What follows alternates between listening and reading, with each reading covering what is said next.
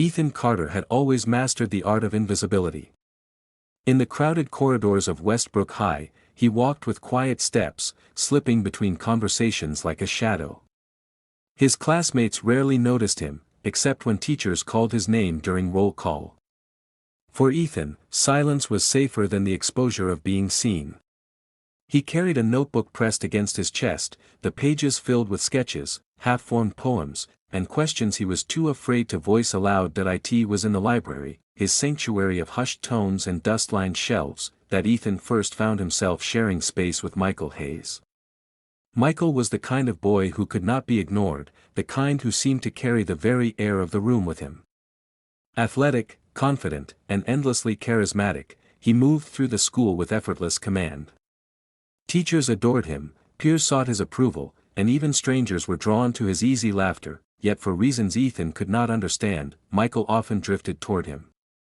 At first it was casual, a polite smile in the hallway, a quick question about homework.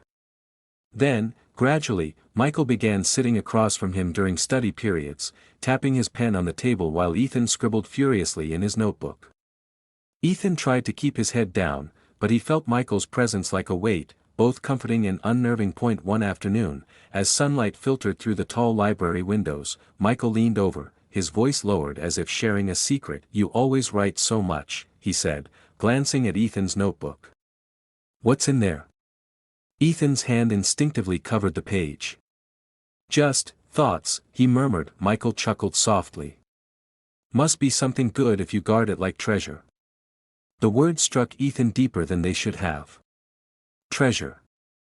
No one had ever spoken of his private scribbles with such warmth. He felt his throat tighten, unsure whether to smile or retreat. Michael, however, seemed unfazed, turning back to his own notes as if nothing monumental had passed between them. That night, Ethan replayed the moment again and again. He knew he should not dwell on Michael. After all, Michael already had someone. Everyone knew about Daniel Miller. Daniel was loud where Ethan was quiet, outgoing where Ethan was reserved. He and Michael were the school's admired couple, a pair that seemed perfect on the surface. Ethan had seen them laughing together at football games, Daniel's hand draped casually over Michael's shoulder. They fit in a way Ethan could never imagine himself fitting with anyone, and yet, when Michael sat across from him, Ethan could not look away. The small things, Michael's half-smile, the way his hair caught the light, the gentleness with which he listened, worked their way under Ethan's skin. It was dangerous, he knew. Wrong, even. Desire for someone already claimed was the kind of longing that could never end without pain. Still, desire grew quietly, like roots beneath the soil, unseen but impossible to stop. One day, as the rain lashed against the classroom windows, Ethan found himself sitting alone after school. The library was nearly empty, save for the faint rustle of pages and the hum of the old radiator. Michael appeared suddenly, dropping his bag onto the chair beside him. "Guess we're the last two," Michael said, shaking droplets of water from his jacket. Ethan's pulse quickened. He nodded, forcing his gaze onto the open book before him. But when Michael shifted closer, their shoulders brushed, and the contact felt electric. Ethan's breath caught, though he prayed Michael hadn't noticed. The moment passed in silence, yet it lingered long after. Ethan scribbled furiously in his notebook that night, trying to capture the confusion clawing at his chest. He wanted to believe Michael's kindness was nothing more than friendliness. He wanted to believe his own longing was nothing more than loneliness. But deep down, Ethan knew he was standing at the edge of something far more dangerous than friendship. As the days slipped forward, Ethan began to dread and anticipate every encounter. He told himself he could control it, that he could keep his feelings hidden. Yet his eyes betrayed him, following Michael's movements across classrooms, memorizing the sound of his laughter, the cadence of his voice. It was not a crush, it was an ache, a need that pressed against his ribs. The truth sat heavy on Ethan's shoulders. He was falling for Michael Hayes, the boy who already belonged to someone else, and with that realization, Ethan's quiet, invisible life was no longer safe. Something had shifted, and though he could not yet name it, he knew the path ahead would test every part of him, his heart, his conscience, and the fragile balance of his world. The shift between Ethan and Michael was subtle at first, almost imperceptible to anyone else. Yet to Ethan, every detail mattered. Michael no longer confined himself to chance meetings in the library or polite greetings in the hallway. He sought Ethan out deliberately, sliding into the empty seat beside him in class, waiting near his locker after school, sending casual messages late at night. What began as coincidence had become intention, and Ethan felt both thrilled and terrified by the change. Their conversations unfolded in fragments, jokes about teachers, discussions about books, stray comments about music. But beneath the surface of these exchanges was something more, a current that pulled them closer, invisible yet undeniable. Michael's presence was easy, disarming, but Ethan's heart raced whenever he caught the way Michael's eyes lingered a second too long. One afternoon, during a quiet study session in the library, Michael leaned back in his chair and asked, almost idly, "Do you ever feel like you don't belong here?" The question startled Ethan. He hesitated, then answered softly, "All the time." Michael's smile faltered into something more serious. "Me too. Everyone thinks I've got it figured out, but sometimes I feel like I'm just playing a role." The honesty in his voice struck Ethan deeply. For the first time, he glimpsed the boy behind the charm, the one who felt pressure, expectation, doubt. It was a revelation that made Michael feel less untouchable, more human, and dangerously close. As days passed, their bond deepened. Ethan began to open up, admitting small truths about his loneliness and fears. Michael listened intently, his gaze never wavering, as though Ethan's words mattered more than anything else in the world. In return, Michael confessed pieces of his own life, his exhaustion with always being admired, his uncertainty about the future, and even the quiet cracks in his relationship with Daniel. Hearing Daniel's name always stung, but Ethan remained silent. He told himself he was only a friend, only a listener. Yet every time Michael's hand brushed his arm, every time his laughter rang close, Ethan's resolve weakened. The breaking point came one evening after a long study session. The library had emptied, leaving only the hum of fluorescent lights above them. Michael offered to walk Ethan home, insisting it was too dark to go alone. The streets were damp from earlier rain, and their footsteps echoed softly on the pavement. At first, they spoke in fits and starts, then fell into a companionable silence. Ethan's thoughts spiraled wildly. He wanted to say something, anything, to name the feelings that pressed against his chest. But the words caught in his throat. As they neared Ethan's street, Michael slowed his pace. Their hands brushed once, then again, until Ethan felt the deliberate press of fingers against his own. His breath hitched, but he didn't pull away. For a few steps, they walked like that, connected, fragile, trembling. "Ethan," Michael said quietly, almost a whisper. Ethan turned, and in the glow of the streetlight he saw something in Michael's eyes he had never expected: uncertainty, longing, and fear all at once. Neither spoke. The world seemed to still around them. Then, with a hesitancy that felt like both confession and surrender, Michael leaned closer. Their lips met briefly, soft, fleeting, and yet devastating. The kiss ended almost as soon as it began. Michael stepped back, his hand raking through his hair, his expression torn. I shouldn't have." Ethan shook his head quickly, though his chest was on fire. "Don't say it." For a moment, they simply stared at each other, bound by the enormity of what had just happened. Then Michael muttered something about it being late and walked away, leaving Ethan frozen in place, his heart pounding with equal parts joy and guilt. That night, Ethan lay awake, staring at the ceiling. His lips still tingled with the memory, but the weight of Daniel's shadow pressed heavily against him. What had happened was wrong, he knew it. Yet the thought of Michael's touch, Michael's voice, Michael's eyes, these things replayed endlessly in his mind. Michael, too, carried the burden. The next day at school, he tried to act as though nothing had happened, laughing with Daniel in the cafeteria, draping an arm casually around his boyfriend's shoulders. But when his gaze flicked toward Ethan across the room, it lingered. Ethan noticed, and the unspoken truth between them deepened into something undeniable. From that moment on, secrecy became their language. Every brush of a hand, every glance across a crowded room, every text sent late at night carried with it both exhilaration and dread. Ethan told himself it was just one kiss, but he knew it was a lie. The door had been opened, and there was no closing it now. The following week, Daniel appeared unexpectedly at the library. He slid into the chair next to Michael, greeting him with an easy smile, completely unaware of the storm brewing between them. Ethan sat across the room, pretending to read, but every nerve in his body burned. Watching Daniel lean casually against Michael, laughing at some private joke, felt like a knife twisting deeper into Ethan's chest. That moment, Ethan realized the truth he had tried so desperately to avoid: he was no longer invisible. He was entangled in something forbidden, fragile, and dangerous, a secret that could not remain hidden forever. Rumors at Westbrook High had a way of spreading like fire, fast and merciless. It began with whispers. Someone had seen Michael and Ethan leaving the library together after hours. Someone else had noticed the way Michael's eyes lingered on Ethan during class. None of it was proof, but in a school where secrets rarely stayed buried, suspicion was enough. Daniel Miller heard those whispers too. At first, he laughed them off. He trusted Michael. They had been together long enough that he believed no rumor could shake them. But the distance in Michael's eyes had grown harder to ignore. Their conversations were shorter, their laughter less frequent. And when Daniel caught Michael staring across the cafeteria at Ethan, a seed of doubt rooted itself firmly in his chest. For Ethan, the days became a torment.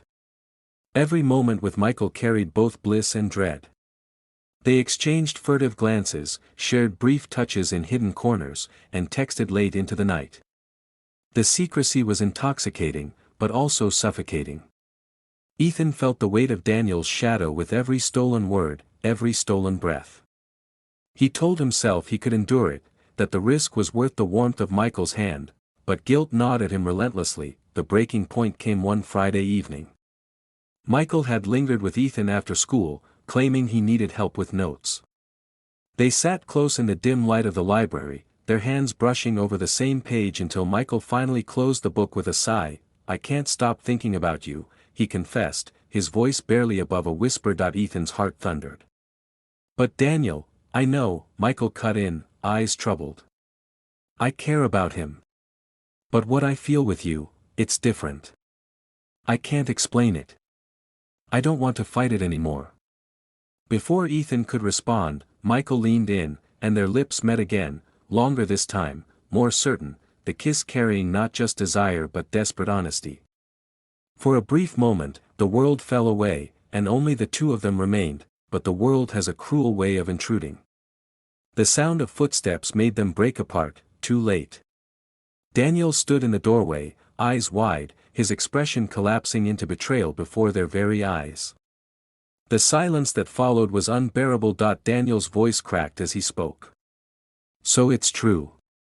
Michael's face drained of color.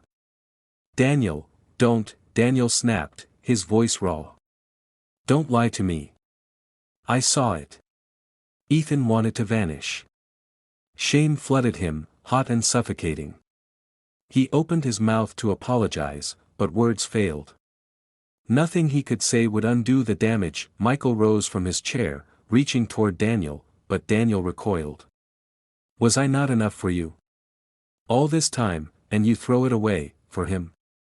His gaze cut to Ethan, sharp and pained. "You," he spat, then stopped, his fury dissolving into something far heavier, grief. The confrontation unraveled quickly after that. Daniel stormed out, leaving Michael torn between chasing after him and staying rooted in place beside Ethan. In the end, Michael sank back into the chair, his head in his hands. The weight of what they had done settled over them like a shroud. For days afterward, the air between the three was thick with silence. Daniel avoided both of them completely, his laughter gone from the halls. Michael tried to reach out to him, but Daniel would not listen. The bond they once shared was broken, perhaps beyond repair. Ethan, racked with guilt, began to withdraw. He avoided the library, avoided Michael, avoided the world. The memory of their kisses burned in his mind, but so did the image of Daniel's shattered expression. Love built on betrayal, he realized, could not survive. One afternoon, Michael found Ethan sitting alone beneath the bleachers. His eyes were tired, his voice heavy. "I don't know what to do," Michael admitted. "I don't want to lose him. But I can't forget you either." Ethan's chest ached at the words, but he forced himself to speak. "Then don't choose me. You need to make things right with Daniel. Even if it means," he paused, his throat tightening. "Even if it means letting me go." The silence that followed was unbearable, but necessary. Michael didn't argue. He simply nodded, his gaze filled with a sorrow Ethan would never forget. That I and the weeks that followed, Ethan returned to his solitude. Michael tried to mend things with Daniel, though Ethan never learned if their relationship survived. He only knew that his own chapter with Michael had ended. Years later, Ethan would remember it not as a love story, but as a lesson. Desire had lifted him from invisibility, but it had also left scars. He learned that passion without honesty could not last, and that hidden desires carried consequences heavier than silence ever could. Still, when he thought of Michael, of the brief warmth of his hand, the quiet confessions, the kisses stolen under dim lights, he felt no hatred. Only a bittersweet ache, the memory of a boy who had made him feel seen, if only for a little while. The weeks following the confrontation blurred into a haze for Ethan Carter. He moved through the school corridors like a ghost, keeping his head low, avoiding every glance that might linger too long. Whispers followed him, fragments of rumor that clung to his back like shadows. He told himself he could endure it, that invisibility was safer, but this was not the same safety he once cherished. This was exile, and it stung in ways he could not escape. Michael Hayes, too, was changed. The easy charm that had once defined him was gone, replaced by a quiet heaviness. He no longer laughed as freely, no longer filled rooms with effortless light. He sat with Daniel less and less, though his eyes often sought him across the cafeteria with a look that was equal parts longing and regret. For all his confidence, Michael had never faced a choice as devastating as this, the weight of betraying one love for another, and the knowledge that whichever path he chose, someone would be broken. Daniel Miller carried his pain differently. He stopped attending football practice for a time, his once boisterous presence reduced to silence. Friends tried to cheer him, but his smiles never reached his eyes. Though he never confronted Ethan again, his avoidance was a louder punishment than words could have been. His absence carved a hollow space in Michael's world, and no amount of apologies seemed to fill it. For Ethan, the hardest part was not Daniel's anger, nor the whispers of classmates. It was the silence between himself and Michael. After their final conversation beneath the bleachers, they had drifted apart, speaking only when necessary. Ethan had insisted on distance, but distance did not mean indifference. Every time he caught Michael's gaze across a classroom, his chest tightened with the memory of what they had shared and the knowledge that it was lost. One evening, unable to carry the weight any longer, Ethan returned to the library. The place that had once been their secret haven now felt haunted. He sat at their old table, staring at the faint scratches on the wooden surface, remembering the moments when silence between them had been a comfort instead of a wound. That it was there that Michael found him. His steps were hesitant, his usual confidence dimmed, but his presence still carried the same gravity. "I figured I'd find you here," Michael said softly. Ethan didn't look up right away. "Why?" "Because this is where it started," Michael replied, pulling out a chair. "And I needed to end it properly." Ethan's throat tightened. "There's nothing left to end. You belong with Daniel. You always did." Michael's eyes darkened with conflict. "I don't know what I belong to anymore. I just know that with you, I felt different. Real. But I can't ask you to carry this anymore. I've hurt too many people already." Silence stretched between them, filled with unspoken truths. Ethan finally raised his gaze, and for the first time, he saw Michael not as the flawless boy admired by everyone, but as someone just as lost, just as fragile. It was a painful comfort to know they shared that brokenness. "I'll be fine," Ethan said quietly. "You should go back to him, if he'll let you. That's the right thing." Michael nodded slowly, though his eyes glistened with words he didn't say. He reached out, his hand brushing Ethan's one last time. The touch was brief, gentle, final. Then he rose and walked away, leaving Ethan alone with the echo of his footsteps. That night, Ethan wrote in his notebook until dawn. He poured every memory, every ache, every stolen moment onto the page. Not to keep, but to release. The words became his closure, the ink carrying away the weight of longing. Months later, the scandal faded. Daniel rebuilt his walls, Michael carried on with a quieter version of himself, and Ethan found a strange peace in his solitude. Life moved forward, as it always does, yet sometimes, in the quiet of the library, Ethan would catch the faintest echo of laughter, or feel the ghost of a touch, and remember. Not with bitterness, not with regret, but with the bittersweet knowledge that some desires, though forbidden, leave marks that never fade.